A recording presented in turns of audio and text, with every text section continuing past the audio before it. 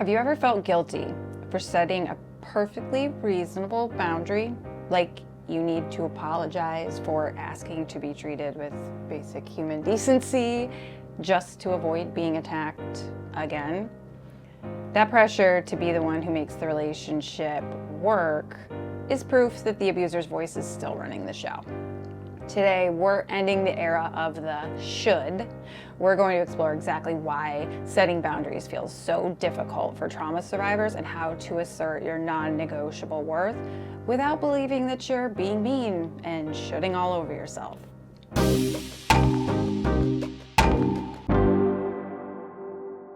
Hello, truth tellers. Welcome back to the ADHD Scapegoat podcast. I'm Angie. I'm Jeremy. Just a quick disclaimer, we are not your medical professionals. This is not a substitute for therapy. This is peer support and coaching insights based on our shared experience on the topic. So I asked you before we started about shoulding, right?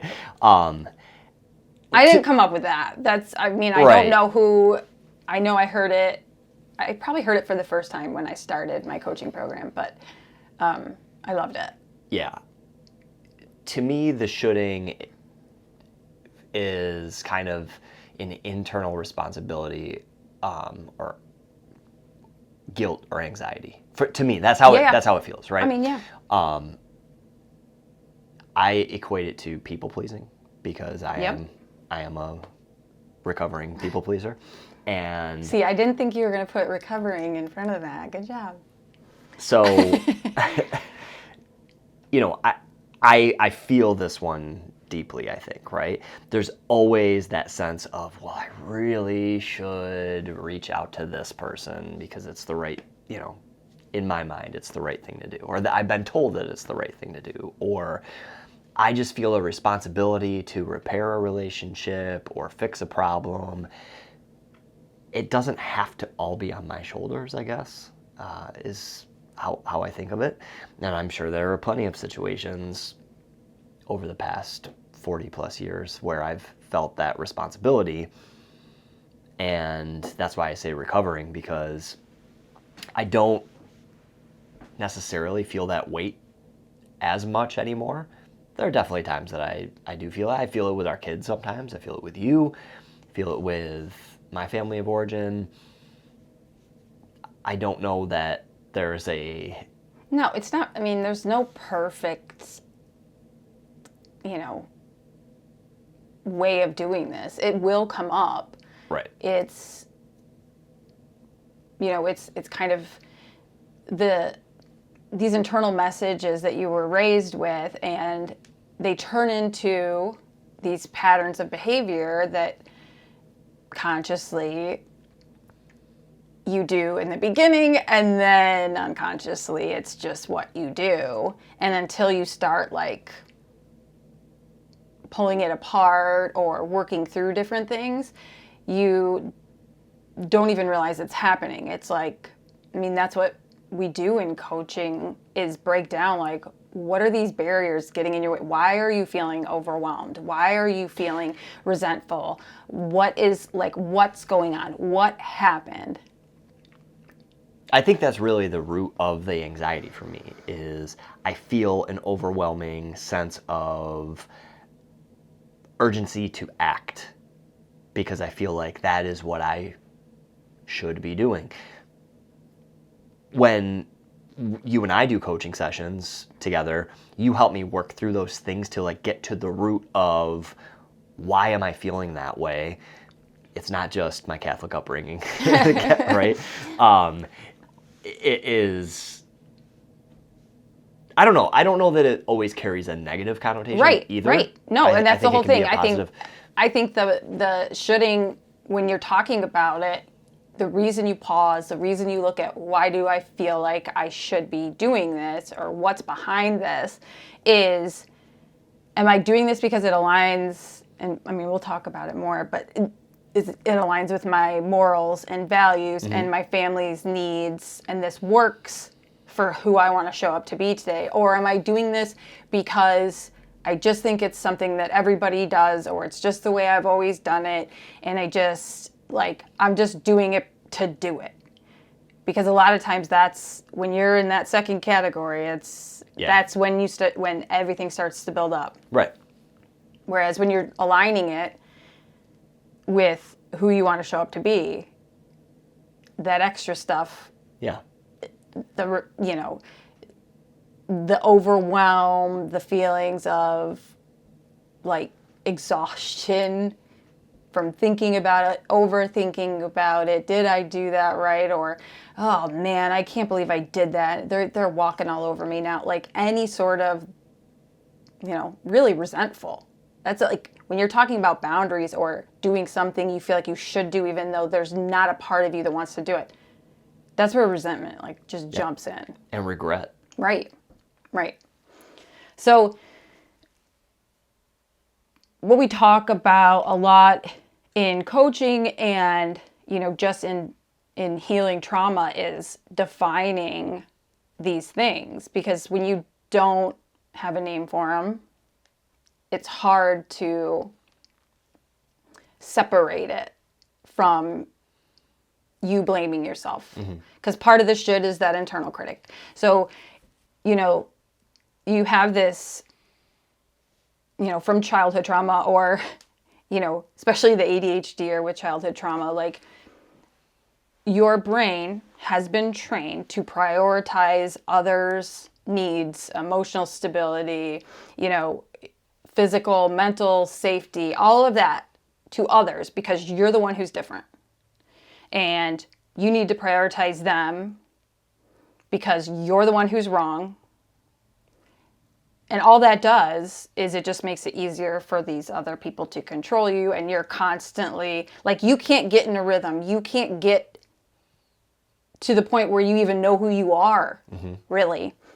And so I just want to share some examples that might be helpful for everyone to connect to. Like, rules are the shoulds that you never agreed to, but internally you still feel controlled by them. It's your should list. Yeah.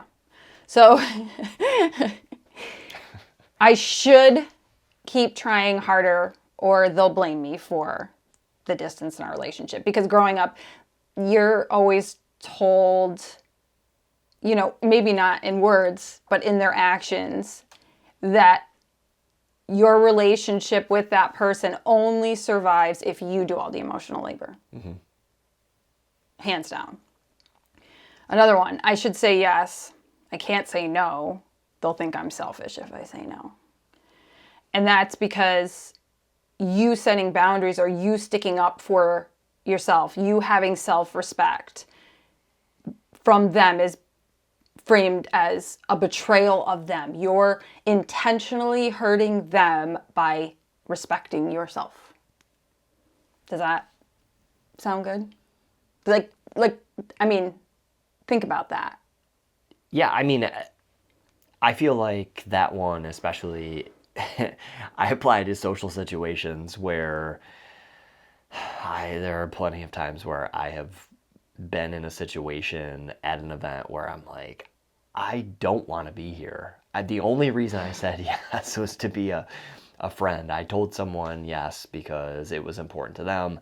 Haven't even seen that person at this event, right? I just felt like I should say yes to this thing. And then it's, again, regret. I'm just miserable. I don't necessarily resent that person, but I regret being there in that moment, for sure. Right. This next example sounds a little more like you. Do you want to? The third one? Yeah. I should figure out a way to keep everyone calm so no one explodes. Yeah. So that one especially... That's the tiptoeing. Right. In ADHDers, it's usually that hyper-vigilance, the unpredictability, the goalposts moving. So you don't really know what's coming next. So you always have to be ready. Right. But in my situation, especially from a people pleaser perspective, keep the peace. That person needs something. Oh, okay. Now this, at a family birthday party or something, right? Like, oh, I need, my mom needs help with this in the kitchen, but the kids need something. Angie's over here, but I can do both. And rather than just ask for help, I think I can do it all. I'll be able, and then usually I'm the one who winds up exploding, or I drop the ball in one of those scenarios and it's somebody else. And and I think a lot of times when you're trying to do all those things and you're not asking for help, part of that is people pleasing. Part of that is you asking for help when it's something that you feel you can do. Mm-hmm.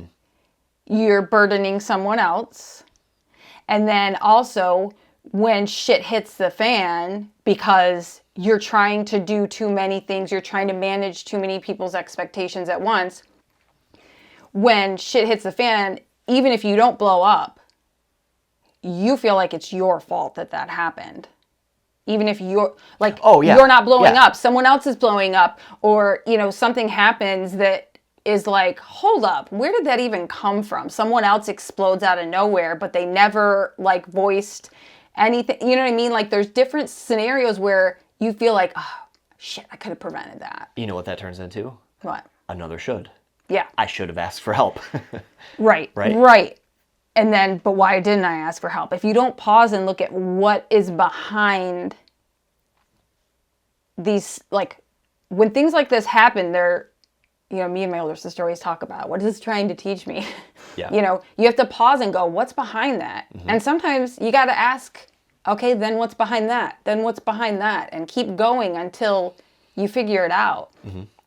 And you do that to prevent it from continuing to happen over and over and over. Because that's exhausting. That makes you not want to show up at all. Mm-hmm. That just adds to your plate.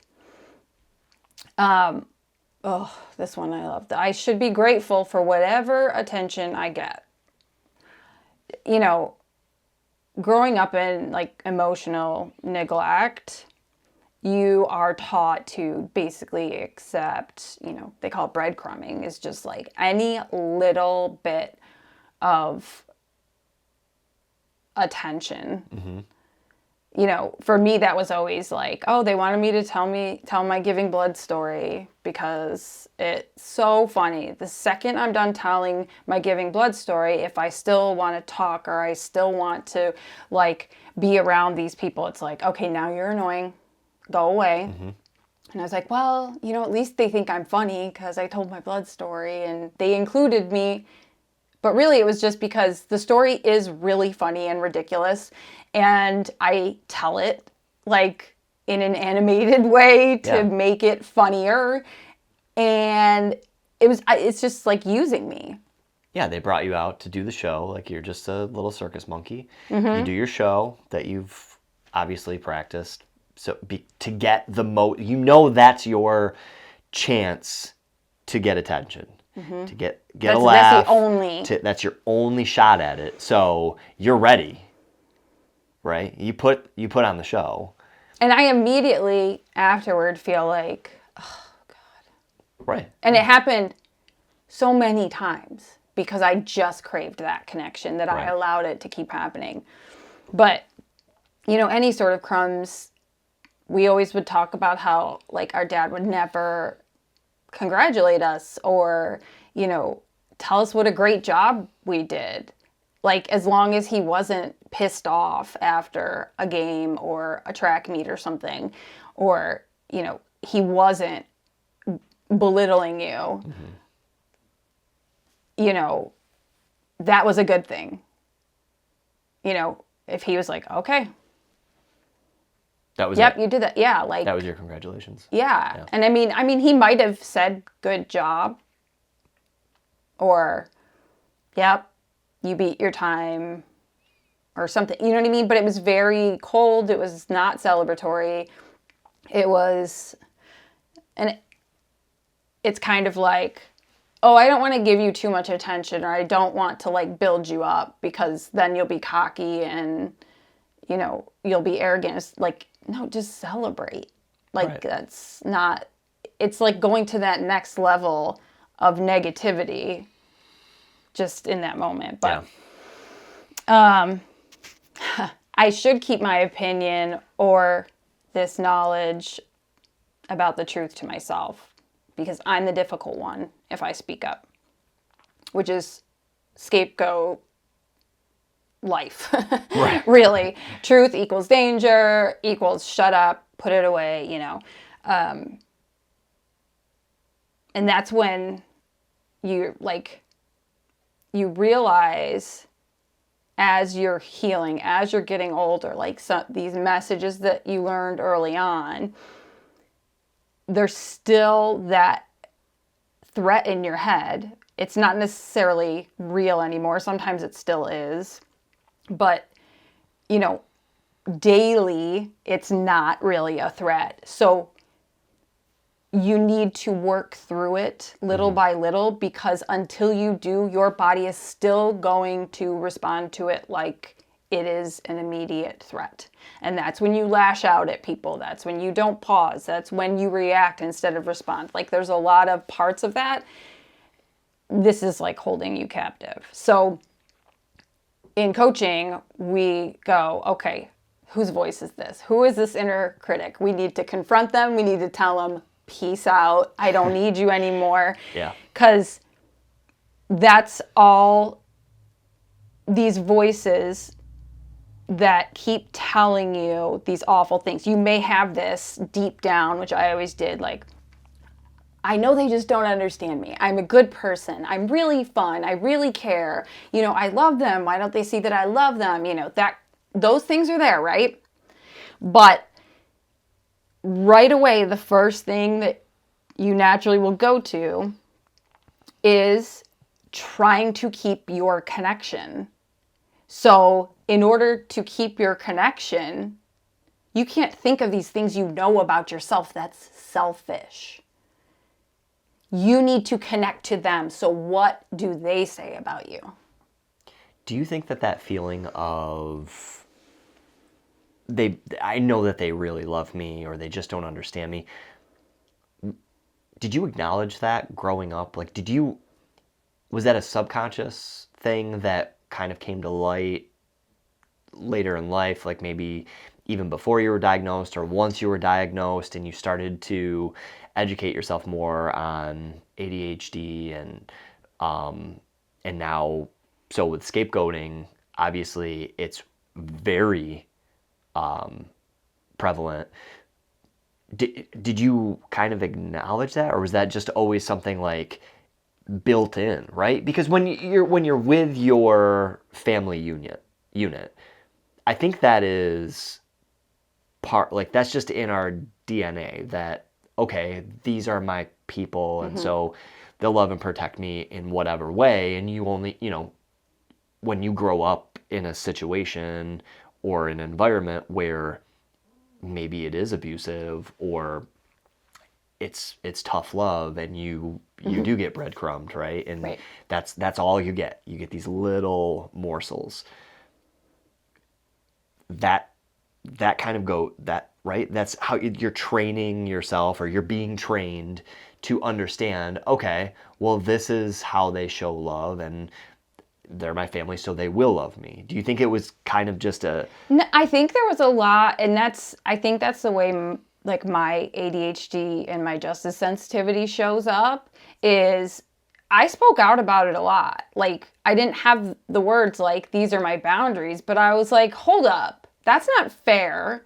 That's not what I did. You're not allowed to treat me like that. Or I would, like, if I got punished and like, go to your room, I would like talk to my little sister, because we usually shared a room, and I would just be like, what did I do? Like, why am I the one being yelled at? Why am I the one being punished? Like, and I would like try to talk it out immediately to be like, this is what I saw. This is what's going on. So, I mean, I think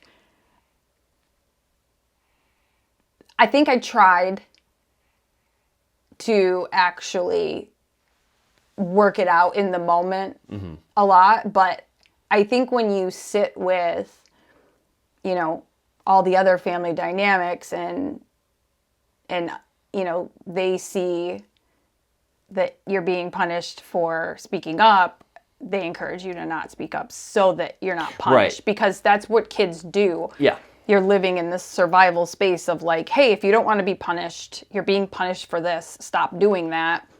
And instead I'm like, no, look at what's actually going on. They're not mad about me speaking up. They're mad that I'm right about speaking up. That I'm speaking up for myself. I'm speaking up for my sibling because it's not right. It wasn't their fault or whatever, you know? Yeah, you're just a miniature activist. I know, without like even knowing. I couldn't. I think that's part of the impulsivity too, is like in the moment, I'm like, hold up. And so without thinking of any consequences or, you know, oh yeah, I probably will get grounded. Like I said, I was always grounded, so whatever. But your inner critic, because you want that connection, is that first thought that comes up. When you sit with the inner critic for a little bit, and you can sit with your own thoughts while you're playing cards in your bedroom, you get back to your intuition, your gut, your knowing of who you are. But the first things that pop up is, okay, you're being dramatic. Maybe it's not that big of a deal. Maybe I didn't need to get as upset as I did. But again, when you're a kid who is not allowed to have any emotions, any big emotions, or no one asks you what's behind those emotions, it builds up. And when you have no outlet, you have no one to go to. You're told to go to your room, and you have to figure out how to calm yourself down and work through this by yourself. And kids don't know how to do that. Right. They need support. They need guidance. They need examples of how to do this so that they don't. And that's part of this like cycle. They blame you for doing this thing, but they give you no support to prevent you to continue doing that thing because it will actually help you. So it keeps showing up. So they keep blaming you for the stuff that they're not helping you with as a kid that you need. If that makes sense. Does that make sense? Yeah, it does. Okay. It's, well, they don't. They probably don't even know that they're doing it because they don't have the supports in place. Well, and they won't self-reflect. Right, and I'm not saying that that's it. I'm not excusing that. Right. I'm saying that they haven't done the things that they need to do to be in a place to parent you in a way that is nurturing. Right, and can build a decent relationship. Well, and that's like when we talk in parent coaching and stuff is like, okay, the kids don't have malicious intent. So if they're acting out in this way, we have to figure out what's behind that. And all you got to do is ask them a question. Like when I look at, it might take a couple extra minutes out of your day, but it's very simple. It's the fact that these, abusive parents or, toxic people don't even take that extra second to ask you a question about like what's wrong or what's behind this. Like, I don't understand why you did this. What's up? They just blame you and assume and all of that. So you're just left with that. But I want to get back to another inner critic. Dive in. Because, we'll go down. Our podcast will end up being hours and hours and hours. We keep going. Okay. The inner critic saying, people will hate you if you bring this up. People will hate you if you speak about this, because you've already seen that. That's an example you've been given. People, all of a sudden, they don't want to be your friend anymore. And you're like, what is going on? Right? Mm-hmm. Another one, which I know was said to me verbatim, so I know that inner critic voice is their voice. You should have known better. This is your fault. You should have done it this way. This is your fault because you didn't do it that way. And a lot of times our ADHD brains don't do things the same way that other people do it, but we still get it done in a way that actually works for us. But in a controlling narcissistic family unit, there's one way to do it. It's his way or the highway, right? Another inner critic, don't make them uncomfortable. Just let it go. I feel that one. Yeah? How? Of course, yeah. People pleaser. Right? But how? Give an example. Oh boy. Keep going, I'll think of one. Okay. We'll circle back. Oh. I know. Lay it on me. I know one. So, I remember us talking about, running one of our scenarios and going to an event with people, like friends and stuff, group of friends. And it was like, okay, if this one person makes, a joke that's, misogynistic, racist, cruel, whatever, I don't have capacity to even put up with that anymore. So Sure. I'm going to say, what do you mean by that? And you're like, just ignore him. And I'm like, really? I think what I was saying in that scenario was, don't make me uncomfortable. Just let it go. But that's really, Yeah, it's like, no, in situations like that, it's like, you leave those situations like, ugh. And what did that person do? Just like kept going. Sure. Everyone, all the other people are talking shit behind their back, which I don't like either. Yeah. It's like, no, just call them out and be like, what do you mean by that? Make them explain it. Like, what the fuck, dude? Why did you say that? And I think there's things like, I don't want to say it because I don't want to make everybody uncomfortable. Because, she's the bitch who called him out. Like, everyone else was uncomfortable. Everyone else felt like talking shit behind this person's back was better than me just saying, what did you mean by that? Mm-hmm. Like, make it make sense. Yeah. It's absurd, right? Yeah. But that's in your head as a kid, especially. Don't make them uncomfortable. You make them uncomfortable, they're going to be mad at you. And when every single person is mad at you all the time, it's so hard. Yeah. You can't just be alone, right? So sometimes you listen to that inner critic and you swallow it. If you didn't make things, or if you didn't always, sorry, I forgot about that, those blanket terms. If you didn't always make things difficult, none of this would have happened. Like, you need to be easier to love. You're the kid who needs to make life easier for the parent. Right.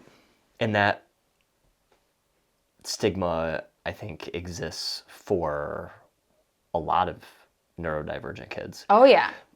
Right? This is not the kid we expected. Yep. They're the difficult one.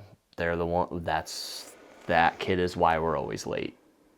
That kid is why we can't go to gatherings like other families. We can't do Christmas like everybody else, or right, and it kind of, those are the shoulds. Right. Why should you have to do Yeah. Christmas like everybody else? right, Right? yeah, But you do hold those, right? oh, 100%, yeah, there's that level of, and that's why we always talk about there's a gray area. Everything's not black and white. Everything's not perfect. Mm-hmm. There are nuances. There are things that do come up that you just, hey, I haven't actually looked deeper into that. I've been working on this, but now this came up. All right. I'm going to have to take a peek at that. Maybe I need to work through this. Yeah. This is coming up again. But, instead of thinking, your inner critic, the one beating you down, telling you you're wrong, that you're making things up, that like you can't trust your intuition and your inner knowing, that's not your voice. It never was. It became your voice in different moments because the people around you benefited from you thinking negatively about yourself, for you being silent because it was easier for them. And I think the lie that this inner critic is telling you is that your worth is transactional. Your critic in your head is saying, I need to show up like this or I won't be loved. Mm-hmm. I need to do A, B, and C or I'm alone. Like, you need to please these negative people in order to not only hope for validation, which usually doesn't come, but just to not be attacked, right? And the truth is, you have worth just because you're a human being. And that's non-negotiable. Like, it's not dependent on their approval, on, their validation, on their silent treatment. Like, nothing. You are worthy. You are not responsible for anyone else's abuse or rage or any of that.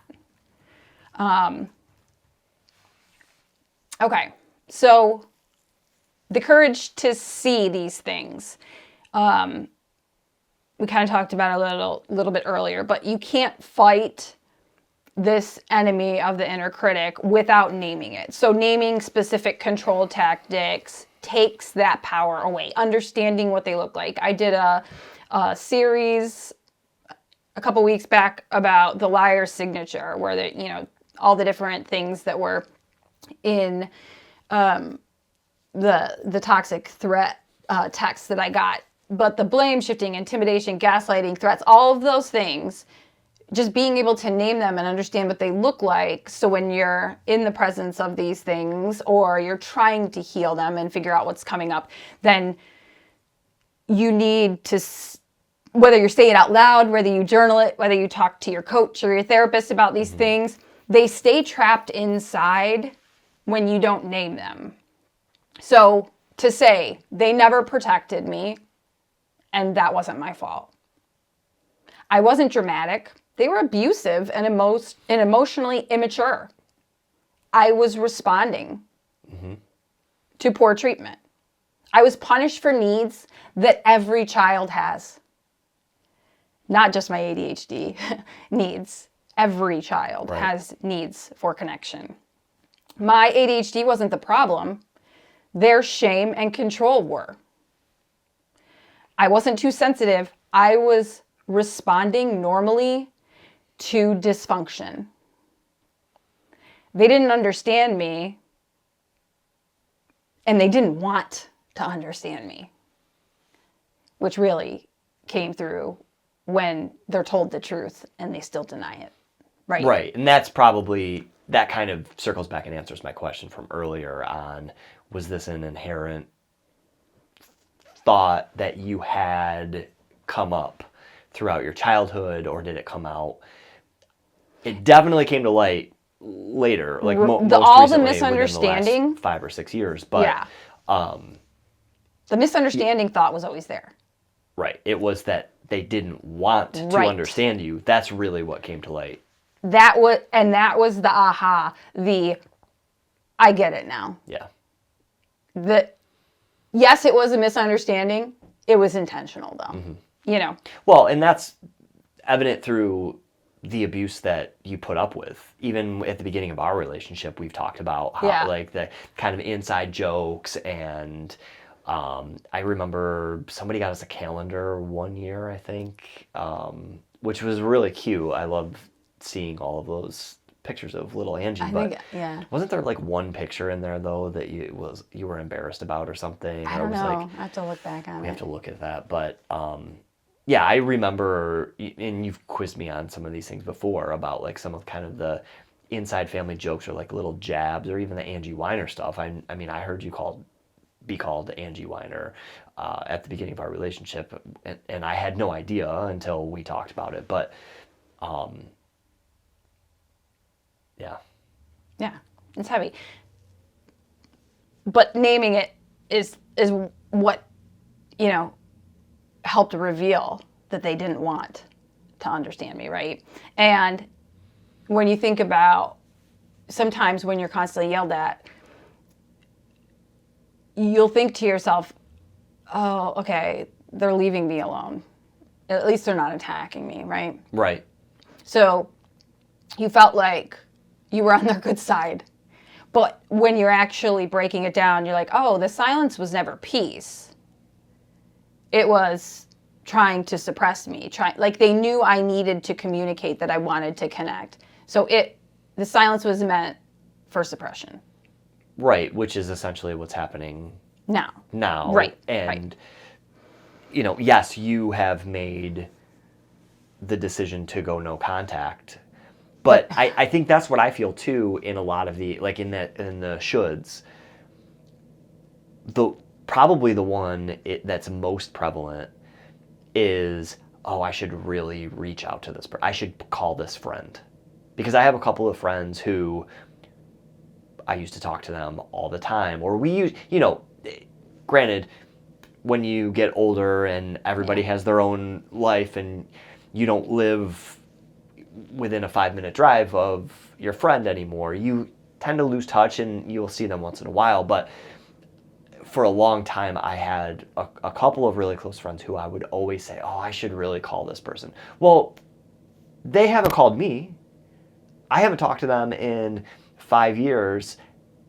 It's not all on me. Right. I feel like it is my fault. And you just want to show up the way that you, like, treat other people the way you want to be treated type of thing. Right. And sometimes you just have to look at, like, the reciprocity.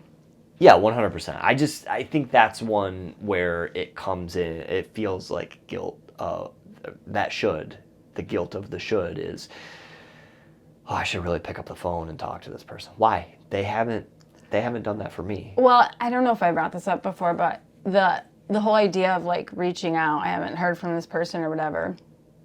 The funny thing is, for the ADHD brain and the rejection sensitivity that you go through your whole life, especially as the scapegoat where you actually were rejected all the time, but you think, oh, they haven't reached out because they don't want to hear from me. So if I reach out, I'm going to be annoying. I really, like, right. I genuinely have I still work through that to this day. If I'm reaching out, I'm being annoying. Or they haven't talked to me for a reason. I don't know what that is. And, you know, I hope we're okay. But also, like, am I being annoying if I reach out more? Like, it's not like, oh, I haven't talked to them in a long time. I'm usually fine with reaching out like that. But if I try to do something consistently, or be like, you know what, I'm going to call this person once a week, and we need to get back into, like, our routine of talking all the time because it's healthy and it's, like, really, like, there's people you talk to that, like, lift you up and give you energy, and it's like, but I'm like, oh, if I reach out to them, they're going to think I'm annoying because they haven't reciprocated. They haven't reached out. Right. I think we've had that. I mean, you've expressed that recently, like within the last month probably, of, oh geez, I haven't talked to this person. I don't know why they're not calling.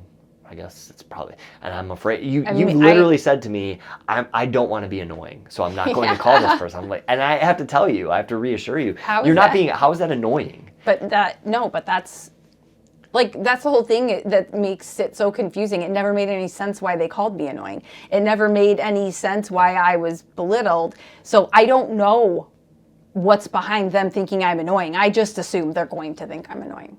Yeah, and what I wanted to circle back on, I lost my train of thought earlier, when we were talking about the silence was being suppression. That's part of the abuser in your family, the training that he alluded to. I'm training your family. He literally said, I'm training your family. To respect. Our privacy. Right. In our relationship. Leave us alone. We are going to stay silent. You stay silent, we'll stay silent. That's that suppression. That's the control. Well, and the comparison that was made to make you feel like you're overstepping was, I don't meddle in your marriage. Why are you meddling in mine?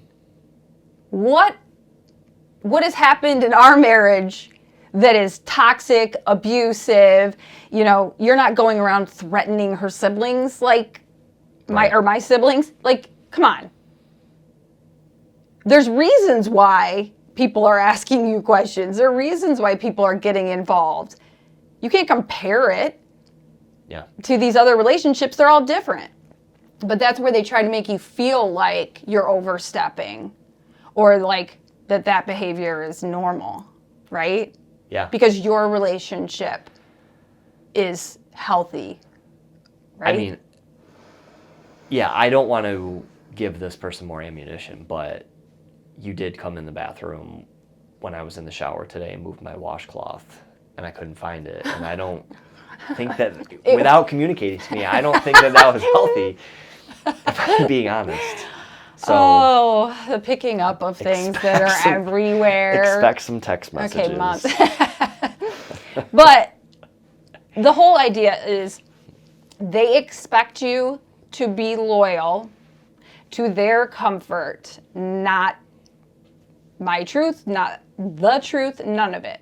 And that's why you need to name these things. It's validating because you're meeting the weight of this conditioning with the reality of the situation. So you're able to like loosen it up and break it down. Yeah. And then you can kind of break through what that message means, what it's telling you, and where it actually stems from. Why are you holding that message? And like I said, I still am worried that I'm annoying or I'm a burden. I still work through that all the time, even though I have all these tools and I know all of these things. It doesn't mean emotionally in my body, I still feel them because for 40 years, that was what I was told. Right. So, for listeners, if somebody's in the middle of a situation, maybe they're getting screamed at or something, how do they Right. how do they name this this feeling or tactic to get out of that situation, to Right. help them processing? I have a few things that I recommend to my clients, and I also do them myself, to kind of dismantle this structure that they've created. So you name the source, not just the feeling, but the feeling needs to be there too. I've talked about that before, how I wasn't even in touch with my feelings. I just had all the facts because my feelings never mattered. They go hand in hand, but you need to figure out a balance. It can't just be all feelings. It can't just be all facts. Find that middle. But instead of being negative to yourself, like, oh, why am I like this? Why do I keep doing this? Which I used to do all the time. Think, who taught me that I'm not allowed to have this need? Or where is this messaging coming from? What's behind this? Like what, when you say like, what am I feeling? And then why am I feeling that? You can walk it back to its origin. Right. So it shifts the blame off of you in the moment. It doesn't mean, like, I'm not saying that I never do anything wrong and nothing's my fault. I cannot function in order to fix something if I constantly feel like everything's my fault. It's not possible. So I have to put it aside, shift it off of myself to get to the bottom of it. Because if all I do is blame, that's all I'm going to continue to do. And it just turns into a negative cycle. Then once you shift the blame, you can put it where it belongs. It might belong back on you. And you have to go, I can't do that anymore. I don't like the way I showed up. Right? Or you can put the blame where it belongs, on them. Right? So it might belong on you. A lot of times when it's this negative message, it's on them. But you have to decipher, right? This isn't like a get out of jail free card. You never do anything wrong if you just always shift the blame onto other people, because that's emotional immaturity. We're not going there. And that's what the abusers are doing. Right. It requires, the first step is self-reflection. And sometimes... that does not exist. Well, right, but... for them. Right, and that's why they continue to be abusers. But step one, I think what you're saying is it requires that self-reflection, even if you are not the source Right. of the frustration. In what way have I contributed? Right. Doesn't mean maybe both of you are at fault. Maybe you both made mistakes. What could I have done differently? Or there was no way of me communicating this because they weren't hearing anything, right? You have to look at it with a level of self-reflection to actually figure out what it is. Yeah. If you never self-reflect, or you always blame just yourself, they're getting away with everything, or they're being blamed for everything. That's not how life works. Right. So the second step is to replace the should with clarity. So that should is this command or this inner critic from the past. And replace it with, I need, not I should, I need to do this because. Not I should do this because. Or I don't want this because, rather than I shouldn't do this because. Or this is mine to decide. I don't care what they think I should be doing. This is mine to decide. Right. Or is this their thing to decide and I should ask them what they need? That's a different framework, right? Mm-hmm. And so that moves you from this obligation, this people-pleasing, this, other factor that's driving your life into you giving yourself agency and self-respect and self-control, self-reflection, right? All of that. And that's where you can run scenarios too, so that you do show up in an authentic way for yourself and you don't fall into that cycle of regret and shoulding. Like the scenarios that we've run either on the podcast or we've talked about where, we're going to go to this event. We might see somebody that is an abuser. How are we going to handle that situation and talking it through, even if it never happens? Right. Getting that out of your head so that you're not just spiraling the whole time. You're hyper-vigilant. And then you're not acting in a way where you feel proud afterward, right? And we gave that example before where we went to an event and I said, man, if we didn't have this conversation before, if we didn't run this scenario, I definitely would have done these things from the past. These things. And then I would have just felt terrible about it all day. And that person did show up. We stuck to what we talked about in the scenario, and I walked away from that feeling really, really good. Right. And I think if you don't do these steps before, though, you can't even run a scenario. No. Because you don't even know where it stems from. Then you're just in fight or flight mode in this situation. Right. And a lot of times that's how abusers want you to be. They want you to react. They want to be in control. They want you to be confused and chaotic. So a lot of times, especially for ADHDers,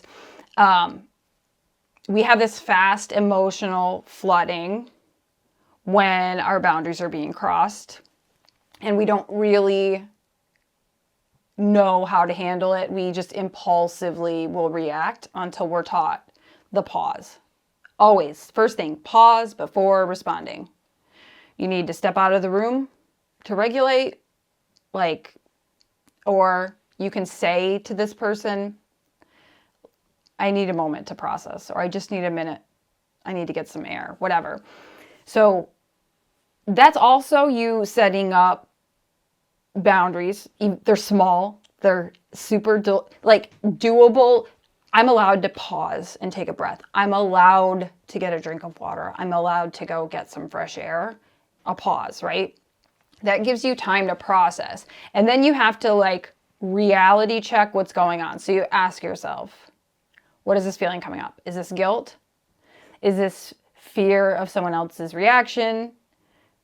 I think a lot of times ADHDers, especially with trauma, can confuse fear and guilt because you've always been made to feel like it's your fault, and it's always been in a threatening, fearful, risking abandonment, silent treatment type of thing. Mm-hmm. So a lot of times that can go hand in hand. So you have to pause and work through that. What's behind this? So if I use an example from, some of those liar signature tactics, So in the moment, I can pause, remind myself, all right, this is tactic 3, intimidation. I was right. I won the argument. And now they're trying to control me and belittle me instead of come back to the facts. Mm-hmm. So now that you understand what they look like, you're able to pause, you're able to name them. You don't have to name them out loud, and sometimes it's not safe to, but to know to yourself, okay, here we go. Here comes the blame shifting. Here comes the deflection. Great job. I saw it coming a mile away. When we talk about having the courage to see those things, it helps you deprogram or dismantle these toxic things, and they can't control you. Mm-hmm. They can't create chaos for you. So just pausing, naming what it is, separates logic and your feelings and this emotional chaos that they're trying to burden you with. They always want to put it on you. Put it back on them. Just because they're chaotic and they want to cause issues doesn't mean they're allowed to bring it to you. You can be like, oh my gosh, that situation was a lot, but I'm not going to carry it with me for 3 days afterward. Because right. I knew everything that was happening. I stayed calm. Yep. I knew what was going on. So taking these actionable steps is a process. It does take, like I said, little things to start enforcing these boundaries. What do you think you should do? Comes back to your morals, values, mm-hmm. and your family needs versus what you think you should do because other people expect it, or how it looks to the outside world, or what will people think, all that BS. I lost that years ago. Was like, oh my God, what a weight to lift. Like, everyone is so worried about their own families. No one's even paying attention, and if they are and there's like a negative response, they're just showing you who they are, right? Like, as much as like, knowing that someone's negative and realizing they're not for you, it doesn't take away the hurt from that, or maybe you had hope for that relationship. But it's also, the more you understand that, the more you're able to show up for the people that align with you and that cheer you on, that like give you that energy I was talking about when you call that friend, But you have to have this like kind of like a detox. And that's kind of what we do in coaching, is we're like gradually detoxing you out of these negative, rules that were set for you and establishing healthy boundaries. But you have to like shut down the bullshit and be like, okay, you need to create distance, maybe. Maybe you need to have your own safe space. Mm-hmm. This is where I go when I'm feeling overwhelmed. And, kind of remove triggers. Like when I removed the rain gutter drain thing because it was dripping outside my window. Like, remove it. It's going to set me off. Sure. So just remove it. So just rip it off the house. Don't ask for help. I'll just go rip it off of there. I didn't break anything. Yeah. I just removed the problem. Mm-hmm. But you detoxed that. Sure did. It didn't drip anymore. Okay, anyway. So there's also the side of, now we live in a digital world, so the digital detox. Block, mute, archive things that don't align with you. All of, the algorithms on social media. There is a way to find alignment. There's also ways to just like, take a detox by like, I'm getting off of social media, or I'm getting, I'm not following this person anymore. Like I can't. Digital access is not something anyone is entitled to. It's a privilege. It used to be called social media, but what were you saying? It's called now. Oh, what is? Was it Gary Vee that you were listening to? Yeah, Gary Vee. He talked about it being attention. Right. Was that what it was? I don't know. That sounds right. Sure. Interest media. Interest media. There you go. So you were close. But I think there are those people that you still get that, oh, I'm so glad I get to see this stuff. But then there's also people you're like, I can't. I can't. Like, I can't do Yeah, this. 100%. I mean, I think that, you're sharing bits of your life with your digital audience, and you're consuming things that you're interested in, right? And so it's not just about, I have a group of followers and I'm going to share things that my followers will see it. Now, and this is what Gary's point was, it's interest-based media. You are being served things that because you've clicked on other things that are related, you're going to see things that you're actually interested in. And if there's an abuser or someone who's toxic, why would you be interested in them? It might be like, I don't know. Which is also a thing, taking a detox for an ADHD brain, since we have an interest-based nervous system, we can go down rabbit holes without doing some sort of a detox or setting timers to be like, I'm only going to be on this for this amount of time, and then I need to do something else because of our justice sensitivity and our emotional flooding that comes with, like, we do feel feelings a lot deeper. We have to have boundaries around that, or it'll consume us. We could go down, all of a sudden we're like depressed, sad, defeated. We didn't do the things we planned to do. There's all these different things, right? Yeah. But when you're just allowing anything to come in and you're not setting these boundaries, it's self-sabotage. Yeah. Like, you definitely, if it's a safety issue, you want to permanently remove access to you. And there's other things that I need a pause. Yeah. What about people who feel obligated to leave a digital door open to an enabler?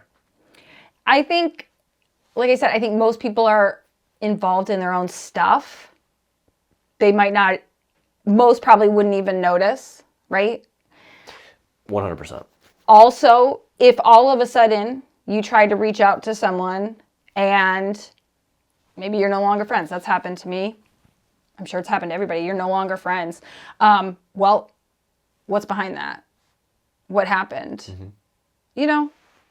Maybe it's someone you want to reach out to and try to mend that fence. Maybe it's not. But again, what is this trying to teach me? And you want to cultivate, through doing these things, you want to cultivate that inner resilience. I probably need to turn my alarm off. I didn't do that. Okay.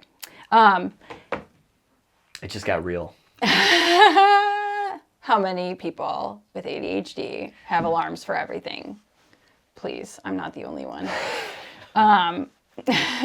But you do need to be proactive on filling your tank. Mm-hmm. And I think there's a lot of this like martyrdom or self-sacrifice, like, oh, you're strong because you put up with all this bullshit. Enough. Like there's so much of that is perpetuating these toxic people in these toxic cycles. And gosh, in the beginning of November, Nedra Tawwab, she's like the boundary expert. I love her. But she does, on her Substack, she talks about how how relationships require some inconvenience, right? Because of the reciprocity, because you care about them, you know, like they're feeling sick one day, so I'm going to take them something to cheer them up, or I'm going to check in on them because they're feeling down. Maybe that's inconvenient for you in the sense of like, that wasn't in my plan, they got sick unexpectedly, you know, they just have a cold, but like, I care, I need to put this into the relationship, right? Like, and you would hope that someone would do that for you. So just because something is like inconvenient doesn't mean, oh my God, I can't have them in my life. That's part of relational like situations always. There's always some give and take. There's always some like, yeah, I don't really want to do this. I was in the middle of this. I have to stop now. I mean, I always think that when my dog has to go out, if I'm like in a hyper focus, I'm like, oh shit. Oh my God, can you just wait? No, she can't wait. That's silly. Right. So I get up and do it. Is it inconvenient? Yeah. But would I do it every single time? Absolutely, because I love her. Right. Like and I know it's a dog, but people get that. Dog people get that.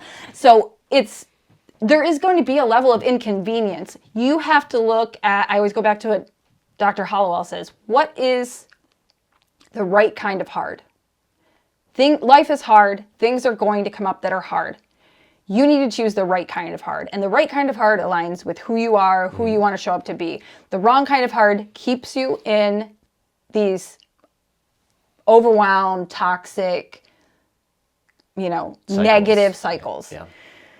And then once you're in that space where you have gone through these steps, you need to take some action now. Coaching, therapy, journaling. Those need to become non-negotiable especially when there's trauma. But when you're stuck and this thing keeps coming up and you keep shitting all over yourself, you need coaching. You need to journal. You need to get to the bottom. You need to ask these questions about what's going on, or it's going to keep happening.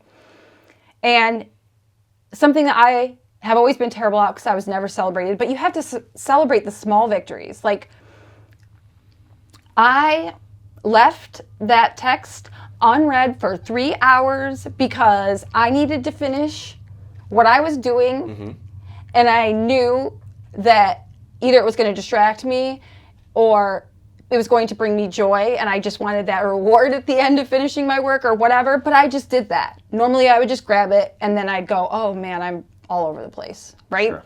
Little things. Those small wins will retrain your brain and say, oh yeah, this self-protection is safe. I should be doing this. This is what I should keep protecting. This is what I should keep doing. This feels really good. And spend time enjoying those things that fill you up. The hobbies, the people, the quiet time. Like, that reinforces the truth of your worth, the truth of, your world, and you're not constantly managing everyone else's toxicity. And that's how you keep your tank full. Yeah. Those are the things you identify, the things that help you refill your tank. And that's not selfish.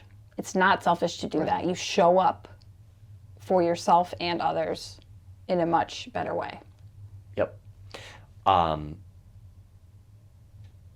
going to read this because it's a powerful statement. Boundaries are not a punishment.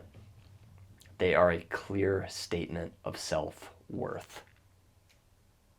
When you stop shooting all over yourself, you step into the truth that you are absolutely non-negotiable. Right.